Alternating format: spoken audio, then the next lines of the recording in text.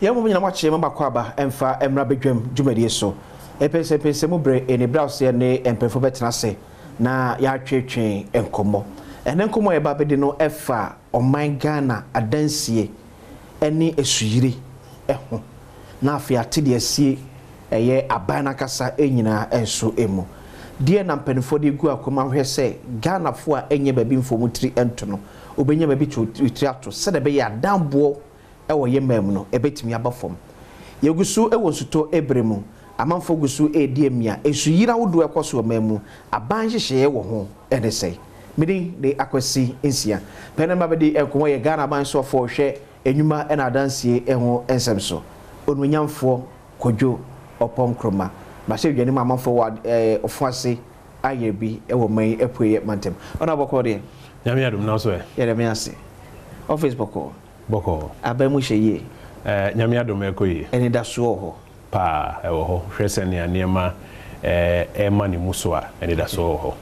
ye Ministry of Works and Housing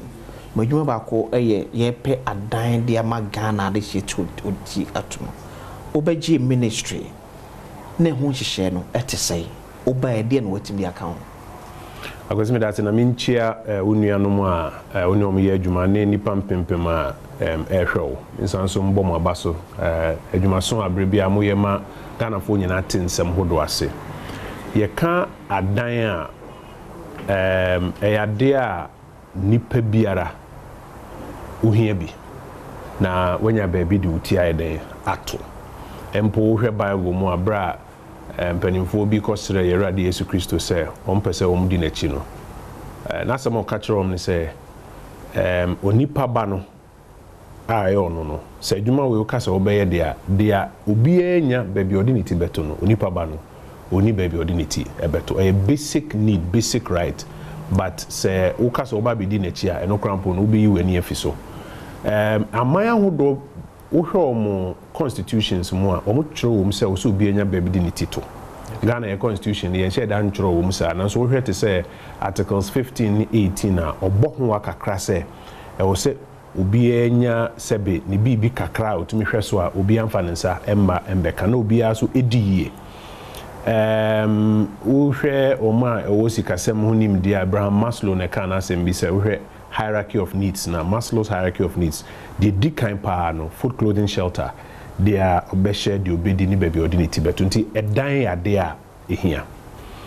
na enunti no abrebia na wo se efa aban ho kwan a nipa fa so nya baby di nitito wanye ne sa na ujama obi aso obi ankopani baby a de beba ne se wono ma esi edan kakra efiwura foi omdi obi abedi no nyonyonyonyonyonyonyo agent foi omni obi abedi no nyonyonyonyonyo no obi su nya baby mfa ne ti ntoa ono ankasa ne nim die ne ne tiri mu pokramp no enyina yi nti dan ya de ho hia na wo sese a ene Ghana no wo mo hia adan ene wo mo e wadan wo sese wo de gu nsani ani sese a broni beka se de friend deficit okay eno ye wo mo a ana adan a ye hia ye ni keka ko be 2 million ewo Ghana has housing unit. But in fact, actual number near 1.8 million housing units. Okay. This often said, "Dine bia nipa miensa ena edem obani okuni obani edemwa." Then okay, can go be 5.4 million Ghanaians. Omu ni baby padium tito. Se ujitum say be nipa 9 eda ifiba kubiemwa. Now okay, can go be 7.2 ena eni baby omdi omti be 2 year. Inti edan asem ni asem a ehu hia pa. Na nunti aban hodo ayo mafamu de ese nka ombeboa fiti Kwame Nkrumah penso ora ye champon buzia President Kufuor, President Rawlings, President Mills, President Mahama, President Kufuor obi abon ho modern kakra ni nyina no sese ya ne krampo no adan ya hia bebe 1.8 million. Okay. Nunti aban ye ni so ade hu a ne dikan ene se ye be sakra kwan ya faso emani panya dan kotnem. So here na de ye ne sa ban nan kasa ne piska kakra edcb to call yes Nkrumah flats, Snip flats, Redco flats na de ban nan kasa no piska kakra no de si. Eno de be the problem ba. Okay. Because sa ban se sample obon say aban foforo no ba no bibi nti ne bi adada no ye nhye da ntua so. Na ahonkeka ye de to aso no eya nipa bebre ka se enhye da nyom fe ana se nya ban na provide dan no so ana na kire say ankrankro na provide no se wo sese a be wie na ba dan no ne bo wo pa no agozi ebe den say obi bia we school foforo pa adwuma obenya bi enti MPP aban ba for 2017 no ye hwe national housing policy a no man in 2015 ni mu ene ye ka say sese aban na nkasa ono nko anye one private developers be yabom nti ifiase project ba kwa ide nsa kan epokwase ti o ka mampani dia so ko bo form say aban no be ne be bia boa private developers na nko mo so atumi asi ewo ho eno ye ho adwuma uye no fi ho a dia tete na aban na nkasa ye no so no aban akoso aye bebre 2017 for example 2017 adan a mampani akufo ado aban wayama police for ni soldier for ne nkeka on ade wo ka dia na wotwe abetwem be menu e de koma police for tesa no ho a let us say ye adan mako apem 1000 in sabe 7-year period ama police for ni soldier for under the security services housing scheme we no fi wa they are buying here through state housing company we call their state housing ISO for currently bebe 800 we call TDC a o my bebe 1000 ewo kpun ho we call national home ownership fund a o my bebe 400 dada abeka sa 1000 no ministry hanko ano say ye adan bebe 600 under a redevelopment program Ghana nyina but dodo na wo Nkrumah ha say under a redevelopment program bungalows dada na ye bubu ne asisi no foforo no usisi a obenya dan be miensa na nan wo so no ye be 600 ahensia wo ho woko national home ownership fund a omo ye another be 120 ko be 140 wo tema community 22 ho wo san ko TDC ho after be 1072 ni aye no enche bi mampani abi de chere dia so ba bebo for my fi 800 new homes ho edi aka ho ewo tema ho na ansa na state housing na ansa ya ye kohwe on project ba ko mo ye wo amrahia bebe 200 eno so mo sagu so a omo ye ansa na project a ye beto ya na aka wurem eno so ye nsagu so a ye complete saglemi se ye nsagu so a ye pe aboafo na ye de o makọ na yakọ akoto aso adenta state housing de be 70 units a na aka wurem be 10 years no and ye the contractor for akogu so mo ye anope ya meeting back kwa me state housing MD wo me office I say friends and Kojo president Kojo affordable housing e kwa akwadum ho no omatumi aye nhihye anya contractor ono so akoto aso nti dia yaye ene dia nsa gu so aye ba ba ye okeka ni na bomu a eno ye dia ban eye na mom ye hwepeteta krempa ye koye nim no se ye ka sese ya na be na 1.8 no eso nhye da nti so se da ne da nkofo wi school omo pa adwuma nti demand no kosoro na hwe supply na afie bia no ye dan be 40,000 wo Ghana ha say okay kan dan nkofo be si afimuni na be 40,000 ne aban nyina ifa Nkrumah ne aban nyina na Nkrumah ne aban nyina 40,000 no ubehwem na be 39,000 be ye jama 500 po eno ya Nkrumah na aye okay na aban de no kakra bi nti se ye koso yusu sa approach we a enya de a ibenya dan e do so ane bo wo fom ezan se ne so ofa market ni na uche mu a market no uche mbe miensa edi kan ye top 5% o hanchiche munum eno de kwasi chum ne akwasi mu a mo weske na mo angasa mbetumi aka se matis ka se mo to dan ansa na ye wo 35% hanchiche mu eduasa num e wo ho ono no hia de friend affordable housing so when mia wani pa anhwe ma ya nte dan no so a enya de obetumi atobi and some ye was 60% or antichemu eduasia of the Ghanaian population ono dan what so kra ontumi nto nti ono no hia bibi friend social housing this a ban sheda aboa no na wanya baby dignity ato nti te say rental assistance scheme ni say wo hwa ho na hwom eno kra wo say ebi kan nti say ye ja no say sene yete na Nkrumah dan no osi no top 5% no penny bit me nya bi na yen kaifo ya ka be 95% of the market no de bia na be bia wo de beto a problem if you ras ra no pause dan no my den matum me wo fa se bi fi abrochire ban ti dan no my den maje agent bi bɛka kyerɛ sɛ fa 300 cedis bra na me nkɔkyerɛkyerɛ adan bi a ebia betumi rent onimpa sɛ wontumi rent onimpa sɛ dan ni ho so no agye 300 ɔgye 300 nnɛ na ɔgye kwaku 300 na ɔgye manase 300 nnɛ wayɛ sales 900 but obi anya dan ɔkyena ɔbɛyɛ mo hostel for we say wokɔhwɛ hostel bi pa ɛde ama kwala bi wɔ school na yɛ gye no atwitwamene boɔ 6,000 I mean 5, for a short period enti ɛyɛ de a wosi etumi improve supply no okay not just improving the supply but supply and the board form nti eno nti se sa abre ade aye ne se ye koye nim ye chichire apam foforo they are bringing a new paradigm say ye pesa afi yen ye boa ankorankora na ankorankora to mi si adan ni become 40,000 yen koye nim e bia be 130,000 a year benya ban sika na edi besi ankorankora sika na edi besi na emum kwan be na ban betumi aboa no na niema ha adansifoɔ no ɛsoate na afi watumi asi adan ne bi wɔ abra ne boɔ ɛwɔ fam nti yɛsɛ yɛyɛ master PPP framework incentives ɛwɔ mu na in about a 10 to 15 year period no yɛtumi average saa demand and supply gap nti ɛno ne adwuma saa abra me no ka sɛ yɛyɛ ɛde sɛ yɛka sɛ wohwɛ ɛdan ne boɔ betumi aba fam ama the average Ghanaian ebetumi atɔ bi possible. Oh, possible. Yet sade ma private sector. Obi a wose ba no be pet ne mfaso. Abanya ye calculation. Dear need na aban air sacrifice ewom. What is the percentage of government sacrifice to make their house no more affordable? Because the first thing is we say TSS they are pam foforo na ebeye adwuma no. Okay. See jada da ne say aban si kakra ankran so nkɔ hwɛ na sase wo ba bi si kakra yentumi solve problem no.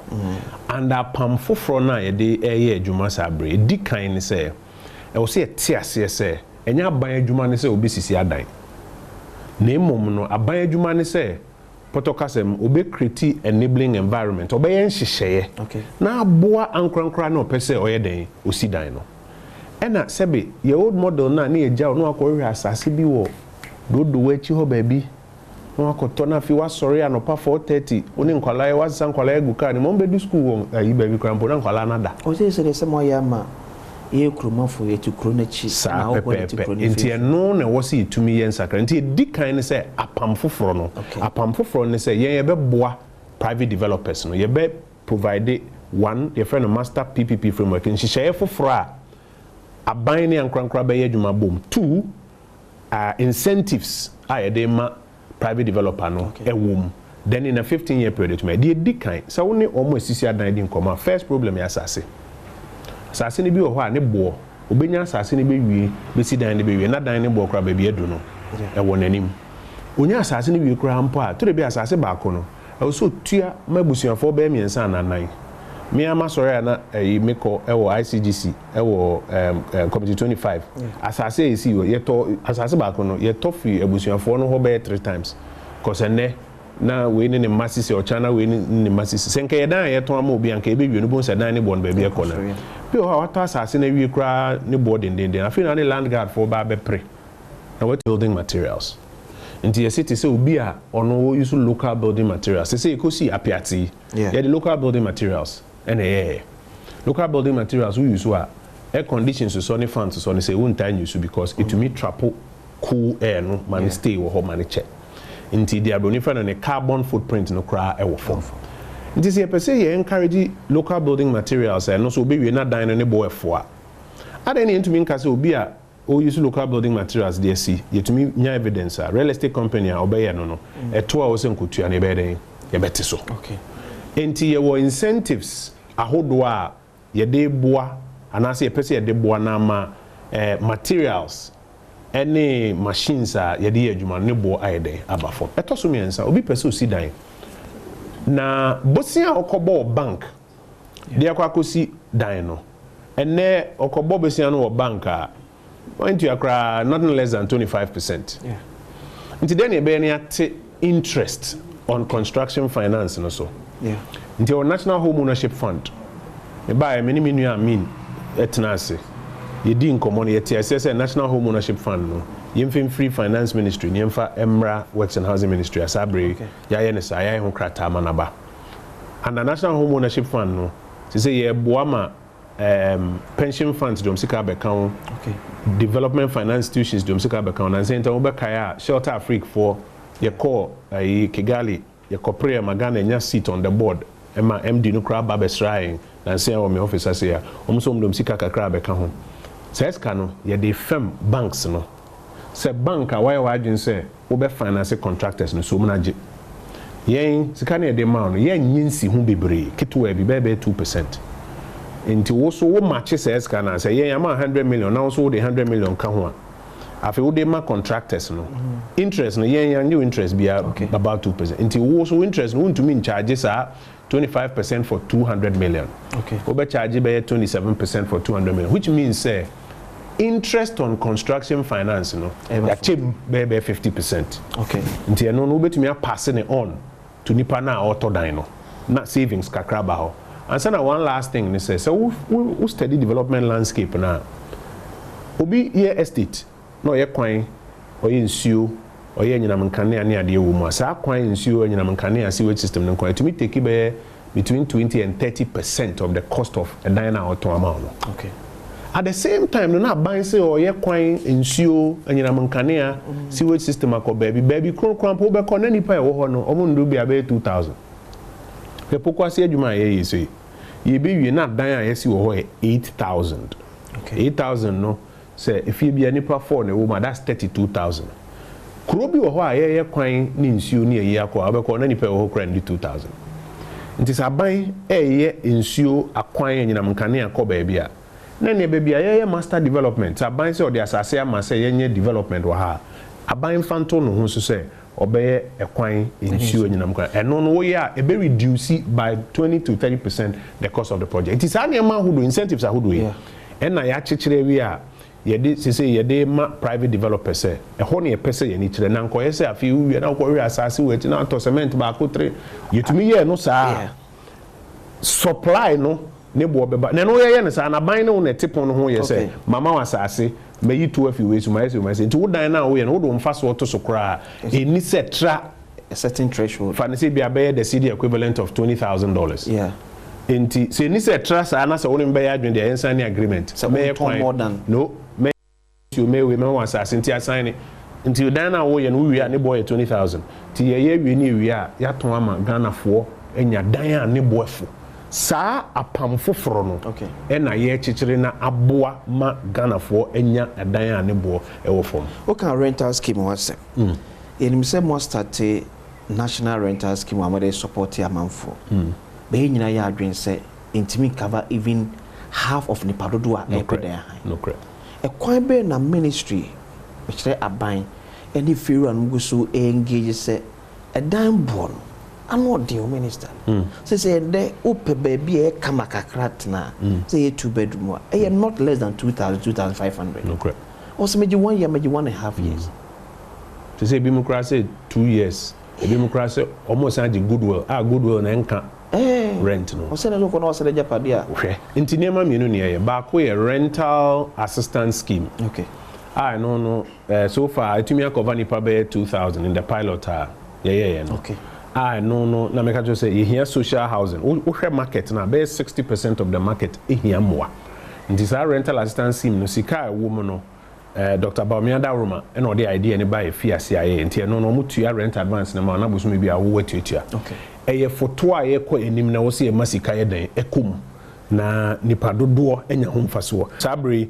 cover just about I'm say 5 or 6 operating regions. Ghana ni na achieve 5 or 6 and I operate. But also to me decentralizing across 16 regions ni na sika krampo was half to ni no edoso na nipa dodo enya home faso because 60% of the population here social housing I mean I would say more sika koho. Nti ye ko enimo sika semo ye no. Dr. Badwam anu ho baba kwa wabo ni say obebo modern akoso impress say send on one coffee idea and buy a you can both for 2 weeks, push it, especially now on no your regime say Obama president to be to me a boy push him as a car. Secondly, so no rent act no I will say a sacre mukakra rent mrana nkasa ubini ni fiura nkita hudie no a chichire no I will say a sacre nkakra. My deputy minister Dr. Prince Amidama ono na wudi anim some amendments to the new rent bill near the parliament be boama a dime bia crampo their friend accessible rent uka said dime way and he said born we say okay because they're supposed to be regulators omo bet say you be the etwitwame bo bi be mo bi into accessible rent ejuma rent magistrates ne ade be ne chechire wo rent bill for na ye call parliament ne muntia no so be boa ma yetumi an regulate wa titiri hostels. Okay. One of the key things you person here on new rent act no say so because or operate hostel or campus bia there must be a regulation also be to me regulate say dan ben na say hostel no wo storeroom bi na so dia ma akola bi as hostel na okay na numpo no wo je na he over what period 5,000 over 3 months nothing. And what are the regulations around hostel facilities? And you say near ye new rent bill now parliament but ye call parliament now boa controls as say so the new bill never no ebe set prices for renters there be set prices okay strengthen the regulatory regime na acquire be faso na say wo the property we say ma for example hostel okay you bet to me ahwe say price I will charge 10 I would ma and even the standard of the facility I would ma no any. Then also in the general rent regime your BB your friend accessible rent. That way I also would ma rent no. Yeah. Ne bo saying. And how does it fit within the general scope of properties I rented at this place at this time in this particular area? Until will be a friend rent magistrate. So mona mrade to me assure on say omo ebehwe no omo access accessible rent nti so obi ni fiura ewo wontwe kakra okay omo de ko ho say to me ne ba be hye so omo to me assessment it me make a determination say we any say go beyond this price ye gidi say sa na money na be ka ho be boa na cleaning up the rental system while at the same time no ye adwuma de increase the stock of housing because say all the stock na ba it say that yakwa sorry ye bo afore se body ba ko na da ho na se nipa 10 e to ani bo no kosoro yeah but it me ma supply no kosoro aban boa mansa ase watete niam so say musi ye tax I say musi na sa dan no deficit no close from 1.8 to the about 1.3 1.1 700,000 300,000 400,000 nipa na no say oje 3 years no say onim say ono ne de no oye gidi be bra be ka say wo mpe ubenya ebi wa ha say tie no be boa e ma pricing regime no nti demand and supply question nti while working on the rental act no so you're working on supply side as well oramo you know su nsu tobre mo nsu gidi da so fire won hwenye you na schedule was say nya ntiase bi okay edikan ye wo the friend of drainage system no crampo ye no 3 levels wa ufie usi dan say we drains ebeboa tertiary drains ebeboa man nsu atumi afiri ufie abegu your community no drain no secondary drain no okay and sana fi secondary drain no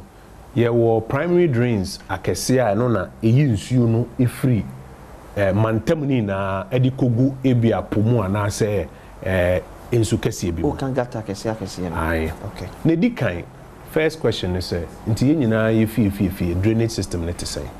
okay in fact say odresu ko esua de kakra e be kire o say usi dan a you the friend nature based solutions I will say uja baby grass kakra ne yi kakra on nsuo to ayede amemema ko fom in fact the papa mu I will say wo rain harvesting system kakra ne so tumi atwe nsuo kakra say ubeko obi afie no ato tiles wo ho nti the friend run off water efie na nkasa ntumi absorb nsuo bia nti first thing is a run off water ni na no eba secondary drains no okay secondary drains no enye babia ne bi wo eno ne tertiary drains ni na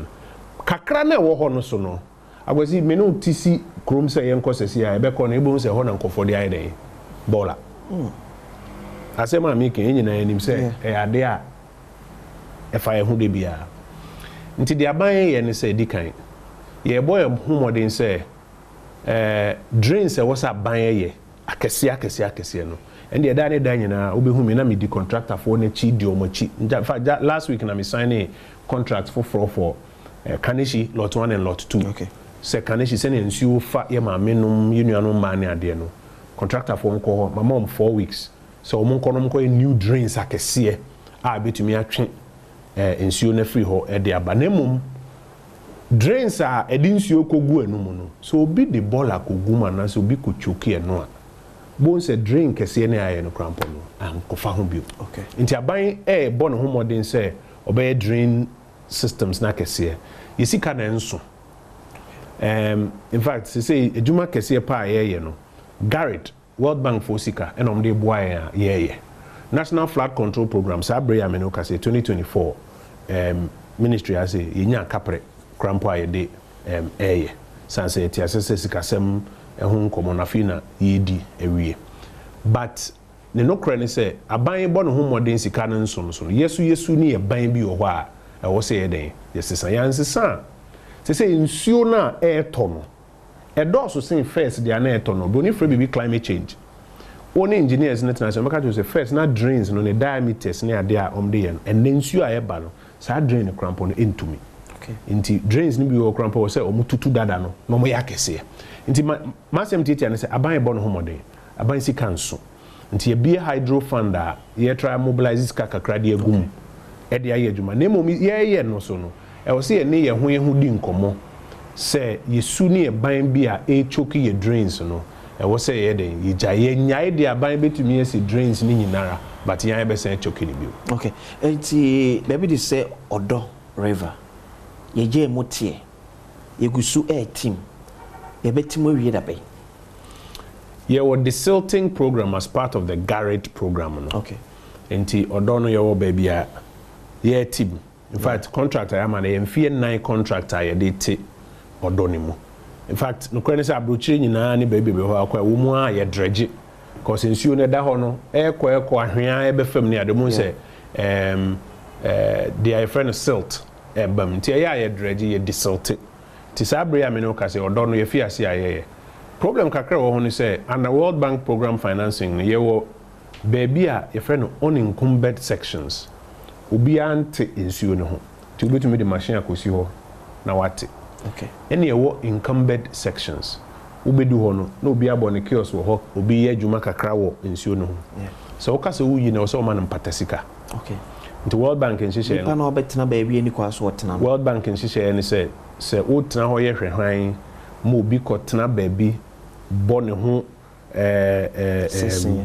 edwa kakra e de ye bibi man nsa ko na no nko bokoro no wo na wan hwe wasase so yie no no abebo ne kiosk kakra ho no de toto ne board ye ne na yi kakra eda wo beba se wo ba be tu na fi no wanya interest kakra ho nti wo de abo no no so nya de nya ba bi nko World Bank fon hyehyɛ no se ye wo aban na wo ye wade a wotumi de emra foforo to ba World Bank se mimsi kana de ye de amintumi maska se kona kopamo nti mom bibi kakra no mko ba bi nti ba bi e wo se yetua mpatasika for encumbered sections no afi na ye ko through mpatasika ne tutua no na yetumi secure ho cause obi o ha o this can we ha o corner wo ye na da no ho pe no asan ba beto say go for it next time on ba bi ma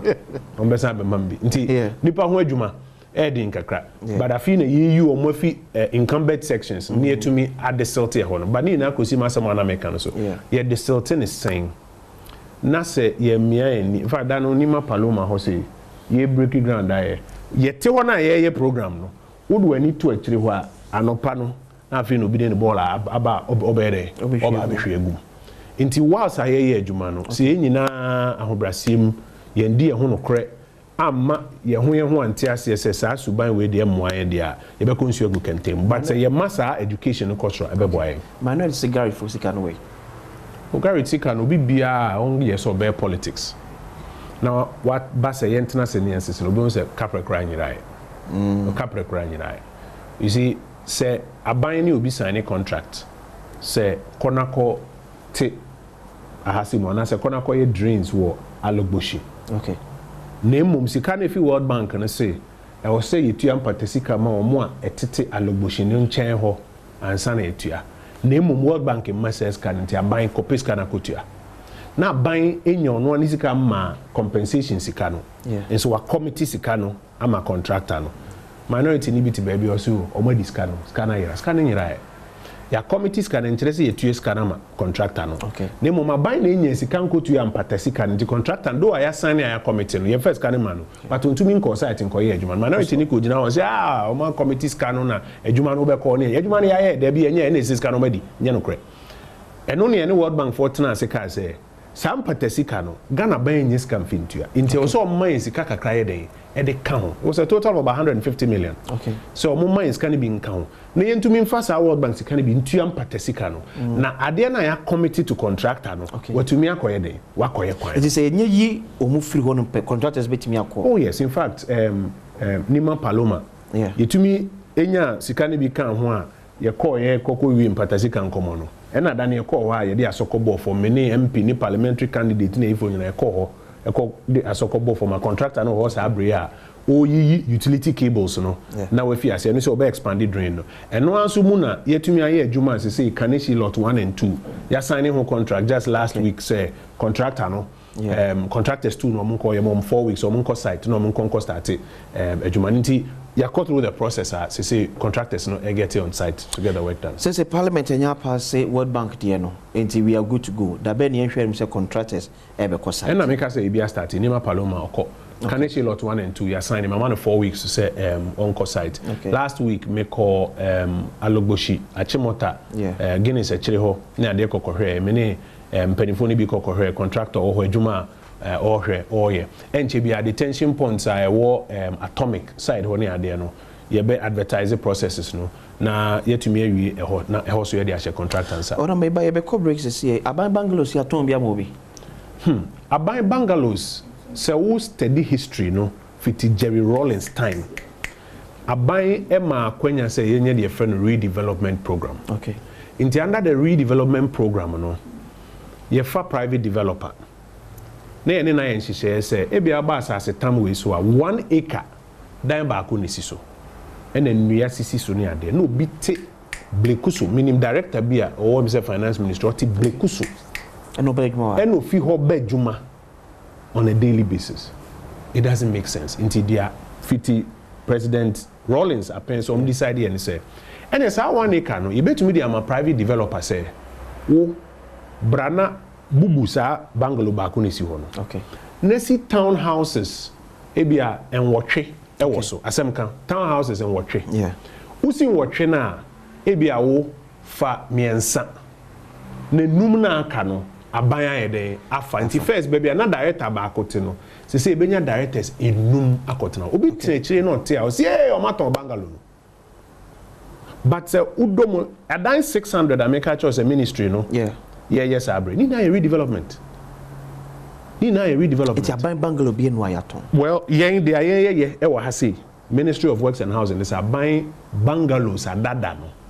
and na redevelop na we redeveloper on private developer ne be ye private developer no sebe onye charity nti ono no se bungalow ba ko nesi ono obubu ye no si nwotwe wo mu a owi ono obenya bi eno na obi hu on se bungalow ya den ya ton ono Kojo Oppong Nkrumah Minister for Works and Housing guso no tin konyam etwe nkomo ne wo Badwam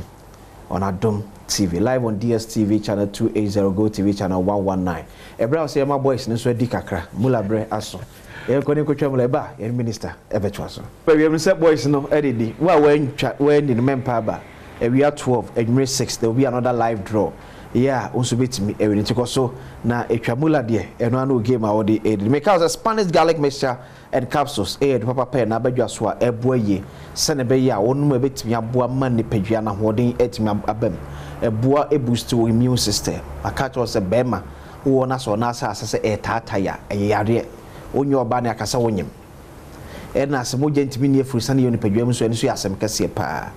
besre wada oba obosume so na bu nsada hona mania onya Spanish garlic mixture and capsules also na Spanish ginkgo capsules so eniem eboa mo gentimi ne afurisa ne ekọ adwene ne nyina emu also na ye anti aging edro to otum so wo say 80 years but ohwe na still that's who ahoden pa menim de ntiam ka no mo kana na Akufo-Addo musa na Akufo-Addo dro pa because we are the way so still oloki young oloki fresh we are Spanish ginkgo capsules Ghana ba bi eton do bia no okwa ansa be ka bi atofo ni ekire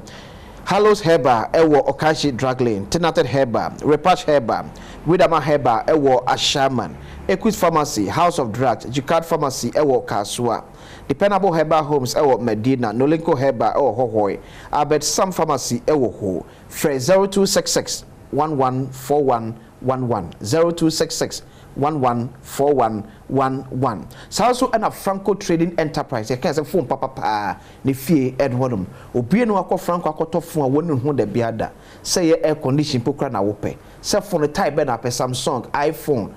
Nokia. For the check Franco Trading Enterprise. Ono ko ba bi phone nankasa no akwakutu e de aba. To ade of Franco. That's what to ade papa. Or so the CCTV cameras and so aba. Me so wo ha any tumo betimi atwe to clear. Franco CCTV camera no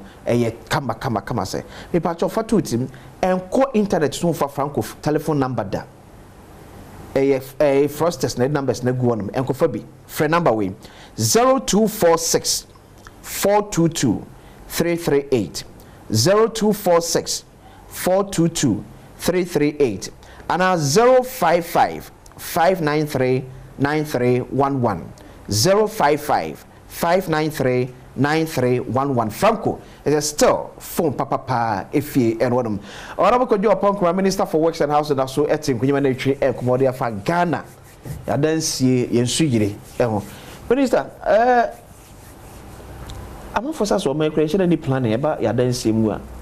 Obi aso ya no akoto asase wone ka bi wo ekuro naja osimisimi dan. Onyani pa be se num ka no se ye demonstration aba me ye kwan ma ye. Nkrumah mu no ye won hihye a e wo se boa first of all the friend land use and spatial planning. First the friend town and country planning. Yeah. So say omo ye mran for sakram the friend land use and spatial planning. Nkrumah mu de nka wo ho. Na mo ne ma mi no e ba ne se ne ye din hihye ne so a. Okay. Enye de Nkrumah no atworo no na ya mpempi no. Ye adwuma. Nkofo de ye adwuma. Ansana apart from nhihye no so a yenta ni so no Ghana fo ya obekọ na afi ono ne nipa na e wo so hwe na the right thing ya ye kana na kakra na jese o man ye ya wo ade no enti mpempi no obehwe na development no se na ye koso no ene land use and spatial planning no ebo ebra. Secondly no so no amayaman bebra obekọ a utumi se ha se ye sidan wa ha nsuo wa ha kanea wa ha se ni se de o me ne se o moma development and I say utility services no edi anim anampo say eba together with development no adan ankofo si no ntiansa na wo beko akosi udan no obedu obon say yeyi akwan aha na nsuo faba aha na nyinam kanea faba yenye de na the rivers obi kosiri dan wie ansa na yewie a na rehearse assembly for no ntia hoyi yenye kwan koto ne ade so obeye mana yeyi a ebi gina pam fufuro ya mene wodi ho nkomo yi. Okay. Say wo say aban ene Nkrumah eba together decide this ha na development na de e ko nti aban ya kwan ye nsuo ye nyinam kanea eno nti na chese ne ma no so atio nti wo so a wo ba be si udan master developer no wo so be si wa ne bo no be 20% ko ansa na loan na this year na buy through NHF no ya take interest no so be 50% ansa na asase no kra wa nya den one to nti nebo no eso abase to bon say nema mienu be ba together na ma de awohwehwe se ohunu o ba bi se how be do ana bibia da ho fine no yetumi ayi bi wo omama se apampo for na be boy ma esa na se opedan wa bisa wo hu se so me ami nkoto asase wo baby na me nkotra insi bi ana dia anda abanya pampo for oye because say we are enkran me say tama na mi so ano ufa car fi circle va ope circle car na se ope car ko amasama in that time na ni main station and e oku su nke kan na no different side because we consider say poko ase amasama fi se Nsawam outside Accra and there's no difference between Accra and Nsawam. There's no difference between Accra and Ebri. There's no difference between Accra and Afienya side or Kaswa. They say Kaswa is part of Accra. Central region part of Accra. So yen to me continue with this approach. I will say you pay attention to master developers and urban regeneration, redeveloping your communities. To me, I build it down across Roma, Nipa stay Ukrum. When I'm Nkrumah, this amount for some disappointed in Akufo-Addo. OTV. Democracy there, obeti different views. Okay. Ebi mo so are very impressed with the Akufo-Addo. And na ebi mo so say dia nanka omo hwehwe no. Enye no na omo ehu. Na yen se ne ade bia me meka no. Asem obia beka bia yen kasefo asem pakodo. Asem obia beka no ye generous feedback to ye adwuma. So we na na Danko Akufo-Addo the last 7.5 going to 8 years of his presidency. Edikan obi obeka se sene na Ghana ete first no sa na ti ne ya enye no kre. Eniema bebre wo ho aban ne ya ba yanim. Nanso yete ase se ade ba ko bi wo ho a anko sene na ye pese ko. Eno ye yesika sem ntotoye. Okay. Wohwe se wohwe oman sika sem ntotoye a na epeja e ko fiti 2017 eba. So wohwe impuntu sika sem impuntu growth na economy na epeja.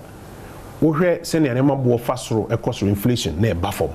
Ene ma yenye sky so ye free SHS ye we allowances ye dia ba ye tua na kofo kra ye tua ye ese na atorenchem beto ye kwantimfi atorenchem na beto ye kwantimfi no e manema bo ye den ekosoro broni frɛ bi global inflation tinema bo ye den ekosoro wa mano ne no ebi be kan ye wa ase nti ama ahokyere wukrom ama nema mu ayedin but wokɔ abon sɛ akwan ya ye kwan se o se kwa be 12,000 kilometers akadia ye beto a e bi nsida wo hwe enkwala suku hwe enkwala ye do makọ suku for free wo hwe enyuma hodo even bridges ne interchanges ne bi nsi wo mamu ha se da hwe de ayetumi aye hwe hospitals akwesi o trafidi su din komode bia aban ben na aba o se mesi hospitals oha eni dubako 111 agenda 111 enye so obisi o me mani ni me conference de bia me ni nanano ma infoni ade ye kɔ kɔhwɛ tama na me information minister de ye mu nyina tencho ye kɔ kɔhwɛ nti obi abedi adanse se o Nanado Danko Akufo-Addo aban we say me hu free SHS me hu agenda 111 me hu akwan allowances ahodo etete so no me hu se yasan de aba me hu kwala ya fa o mo aban nyumam enyuma nko a enye se me say broni krata senate krata say ye create formal sector jobs 2 million almost 2 million jobs enti aban na bon hu mode nemom ye gitum se ahokyere aba enema bo ayedin na ya kyere mo hu brase so akyere Ghana fo nyina se ne kofa by eni enu mpo no ye nya ne sa aban dada bi ba ya sa ahokyere ba na se uka no man panini tutu bi mane Ghana fo nyina ye kai me ya na me pese me partisan bebre ye nyina ye kai aban we se ahokyere ba ye ya be de akyere Mahmoud Baumia otna so se nti sesei wiase fan wo bo akosori eden na ye beye wo ho o se okay yemfa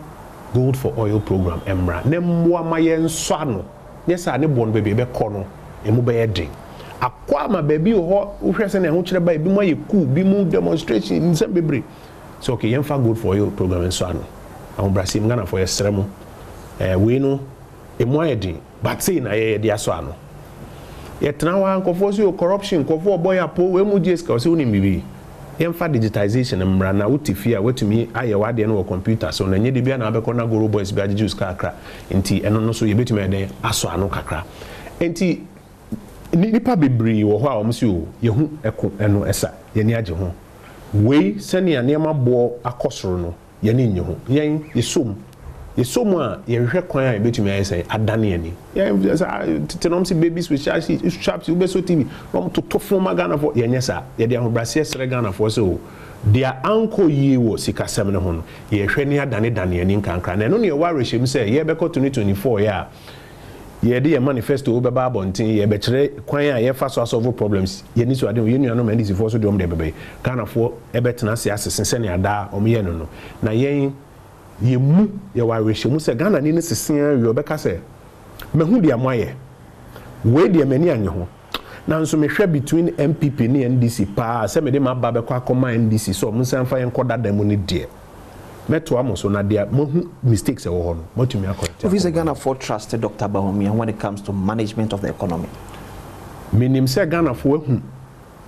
nea waye wo the parts of the economic management exercise are yede share nsa. Ebi na mabobo akire we. Okay. Abro ka say yenye paperless port. Ne bi mu so oboa oyo trofo. Ensi da nye no kre. Ene wo kwa port a yehu de wo. Abro ka say akwan ni nyina yenye nwie so say di nnuro ni moja ne ade ko nkura senti yenye drones. Oboa ba omi ayo trofo ensi da enye no kre betume. Ene kore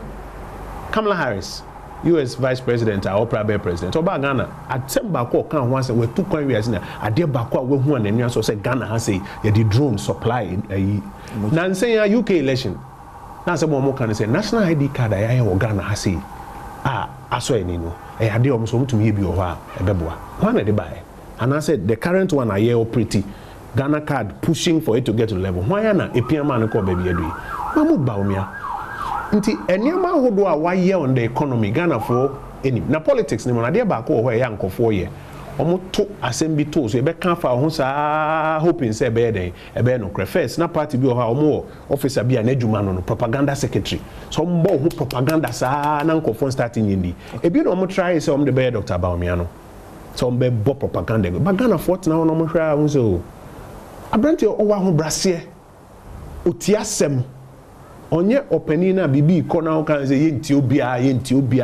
yi say enyina mankane akotro mundu mu phone charger na ni beba say yi fi oba obeka time bi fi obo ko say say undumi mfa public transporter koyede kotwi sakre yeti bi wo memo ha o na yenim say Ghana for near read free say na bi mususu say Ghana for wa free yenim say Ghana for near free na Ghana for no hwe Dr. Badwam ni sune ne ban niema ye de share ne nsa adwuma wire for ho a o meti propaganda no but ye de ye mu no ye wogidi expenditure aban de bia aban ye no bi ho bi ye fi aban book so okay no ma nkrankra ye sa expenditure no kan wo UPSC say obey PPP more instead of bibia aban ne mfande no start here no a enye to ni na no be hia e wo soro ho so de tu asa ne maneka nti no allows him to let a lot of expenses go and sana finally eba no e-levy a mekasi sudua or can publicly say what tax digital payments are ube constraining the growth in the fintech industry. Okay. And me ankasa maka me say or call ye call cabinet and common buy no or express any fundamental position on it. No can say me we no say sebe abani nyo no ti akonwam. Ena nipa dodo etipon ho aye decide nyese ono wo veto. Okay. Into ono kire na dwen ye wie na ban no decide say yenko say o say so wo di 2 minutes ne nsa so ono ko gina simpie susu akofuna mu na oswaye a okay sa eto no ene eto bi ho a ohwa a onhia because what tete expenses ne so na because of e-levy onyinin obede obeyi afio problem bi ani ho na eya na bi mu no eka se se wo ye aduanani enti se aduanafo he akoka se ana akoyesi ana ne mu nyina no mu ye den mo ye aduanafo mi je di se Ghana for tiri ma bobio da be na ati se ejapade book bi aba bonten I'm say first time I met here 2020 before 2020 election no say 2021 ho baby na me the first time but just say why my bro ade eh say na me ne Kojo Oppong Nkrumah party na say obema we 1 million Ghana ba won bibi so be a onye foforo Ghana politics mo okay obewu say every time ye beto aba me na me journalist wo Joy FM around 2008 election obi decide document ni bi breme say Prudential Bank President Kufuor ni MPP ministers sika o mewi akogu Prudential Bank eni yemfanye story ye try say e be investigation ye hu say bibi ani but no mo che okrom satam na social media nye barrier say nenti say mainstream media na mpeke a enko NDC propaganda strategy enye nene start here okay enti bo say ye beto abade bia di bibi ba betum say we ejapade book no say ye nyina hu say omo be 4 versions say 3 versions or say 4 versions asem si anoma kotro no past tense say na say bi mo na nke ba ne say na obi tumitena dem edwin say Absa Bank be change ni Barclays Bank be change ni to Absa Bank na ode no atro book in 20 ahe before then eti mampani amma osika se che 1 million cedis fama journalist way ma we so 1 million Ghana cedis so the bible kram nsem a meso ya catch mampani akufo adom ma me 1 million Ghana cedis me che journalist da ensida na mum de ekoso ne se ye beto aba ye nuanom ombe twa story bi atum ube you anu be wie na aba no ya to awie but I say you focus on mami wi asem you abaye koto then the key issues ma Ghanaians not distractions and kofo na key issues no MPP for asem wo ho ne sen okay